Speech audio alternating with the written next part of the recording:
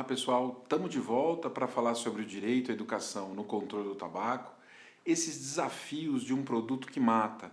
Essa é a nossa terceira etapa e última para debater as questões tão importantes que envolvem o controle do tabaco. Por isso a gente agradece mais uma vez o LAPLANE, o Laboratório de Políticas Públicas e Planejamento Educacional da Faculdade de Educação da Unicamp e a ACT Promoção da Saúde por todo o suporte que nos deram para construir essas três etapas que discute a relevância da saúde pública e o papel de professoras e professores para a multiplicação de conhecimento na comunidade escolar. A gente está falando de saúde, de direitos e de educação. E a gente aqui passou por 2 passos e vai agora enfrentar o terceiro. A gente já falou sobre a Convenção Quadro para o Controle do Tabaco, a gente falou sobre os avanços que o Brasil teve no combate ao tabagismo nos últimos anos e quais são agora os desafios atuais. Esse é o tema do nosso debate de hoje, da terceira parte, que trata de como a gente vai enfrentar esses desafios para, essencialmente, garantir a manutenção dos avanços que a gente tem agora, para a proteção das políticas públicas existentes. Como que a gente vai fazer para garantir, por exemplo, os ambientes livres de tabaco? E aqui é muito importante que você, professora, você, professor, tenha a ciência, né? Saiba, e você sabe muito bem disso, melhor até que a gente, que os ambientes livres de tabaco promovem a saúde. Porque num espaço fechado em que você permite que pessoas fumem, todos ali dentro estão fumando. Por isso que a implementação do controle do tabaco, e especialmente a implementação da norma que proíbe o fumo em ambiente fechado, que começou nos estados, aqui no estado de São Paulo, mas em outros estados da nação também, e depois se tornou uma norma federal, foi extremamente importante, né? O Supremo Tribunal Federal garantiu a constitucionalidade das normas que restringem o fumo em ambiente fechado, até para que se reconheça que não existe uma liberdade para fumar. Existe, na verdade, uma liberdade para garantir a saúde das pessoas. O outro ponto importante, além dos ambientes livres de tabaco, é o aumento da tributação. Porque o aumento da tributação impacta diretamente na prevalência do tabagismo.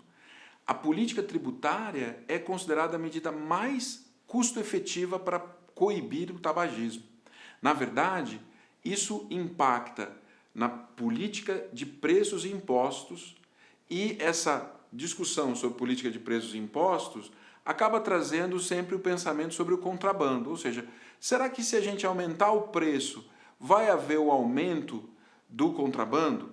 Primeiro passo importante é lembrar que a gente tem um tratado internacional, que é o Protocolo de Combate ao Comércio Ilícito de Tabaco, protocolo para eliminação, né, do comércio ilícito de tabaco, e a implementação desse protocolo vai ser fundamental para esse combate. Outra coisa, mesmo com a realidade do contrabando, as políticas de preço e impostos devem existir, porque os benefícios que elas trazem para a saúde da sociedade como um todo são extremamente importantes e relevantes.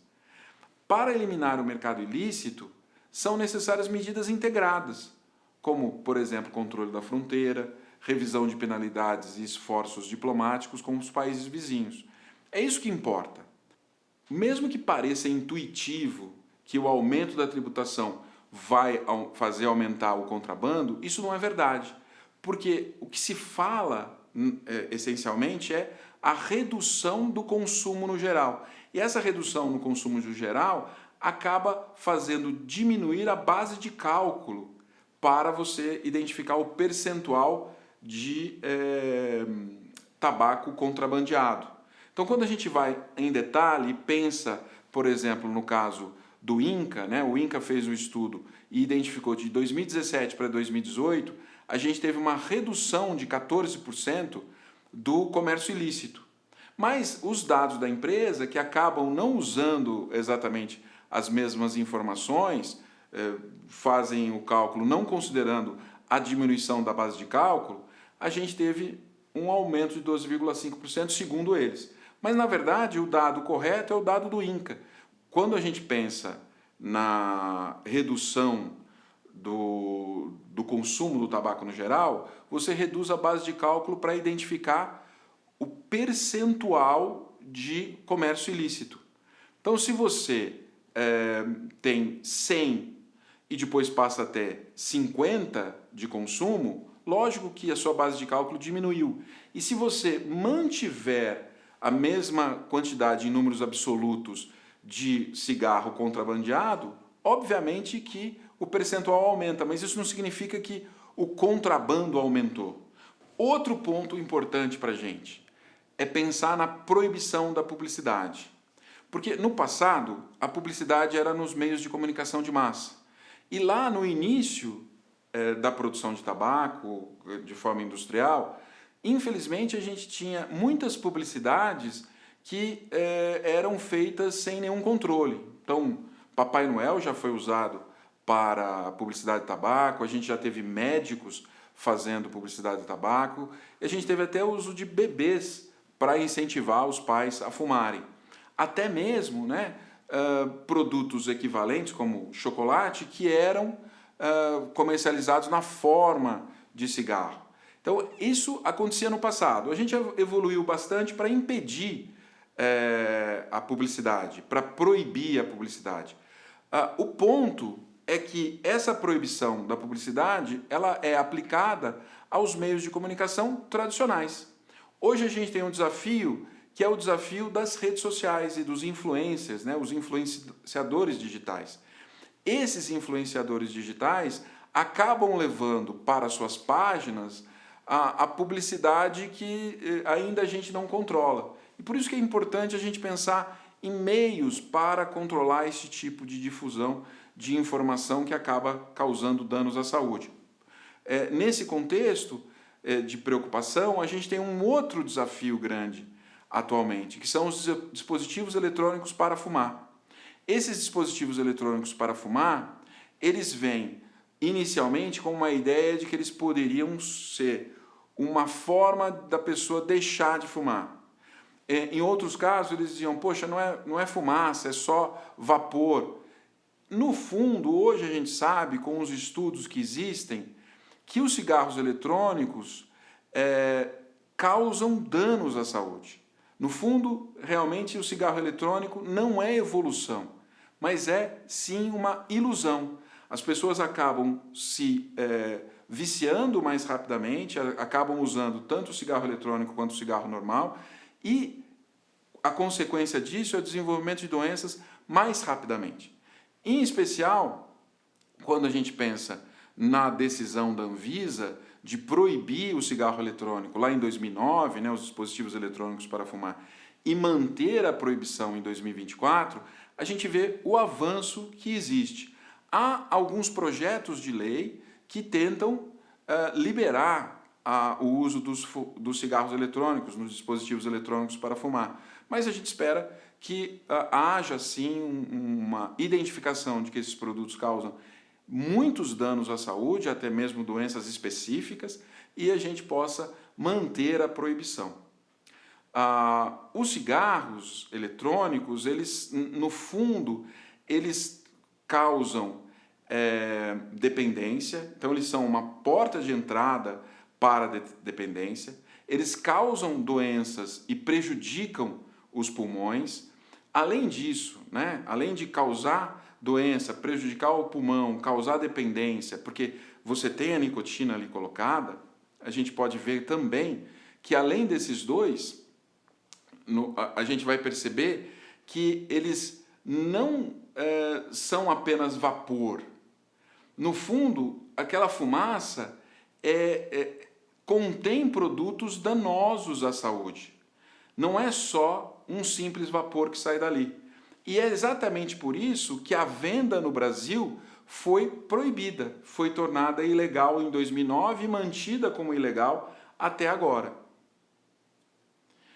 Além disso, né, usar cigarros eletrônicos aumenta as chances de infarto.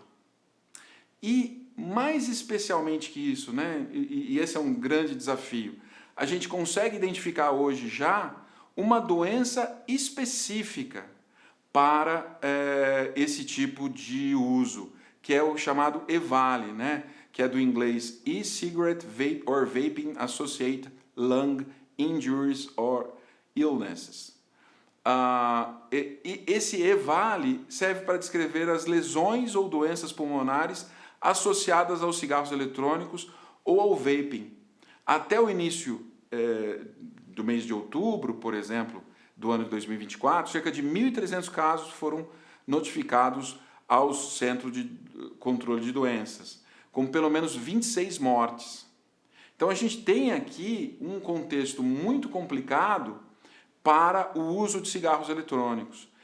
E também esses cigarros eletrônicos trazem aromas e sabores que tornam a entrada no vício mais facilitada, porque no início o cigarro sem aditivos acaba sendo ruim para as pessoas que experimentam. E isso é um debate até no campo dos aditivos especificamente, né? E a indústria acaba usando os aditivos para tornar mais palatável o início, a iniciação ao vício, e para atrair especialmente crianças e adolescentes, né? Por isso que os aditivos do cigarro, eles têm vários tipos, né? Eles têm um tipo para tornar mais palatável, para mascarar a fumaça, para mascarar o odor, para deixar o sabor mais agradável, para diminuir a irritação da fumaça, para aumentar a absorção da nicotina. Então, um outro desafio grande que a gente tem no Brasil é o caso dos aditivos. Lembrando que os aditivos foram proibidos no Brasil lá em 2012, com a resolução de diretoria colegiada da Anvisa, a RDC número 14, mas isso está sendo discutido judicialmente. E a gente espera que logo a gente tenha a confirmação da proibição dos aditivos do cigarro aqui no país. Essencialmente eram esses os desafios que a gente queria trazer. Espero que vocês tenham gostado, tanto quanto eu gostei do diálogo, e espero que a gente consiga cada vez mais implementar o controle do tabaco. E aqui, mais uma vez, gostaria de agradecer ao LAPLANE, o Laboratório de Políticas Públicas e Planejamento Educacional, e a Aliança de Controle do Tabagismo, a ACT Promoção da Saúde, para todo o apoio que nos deram para realizar esse nosso trabalho.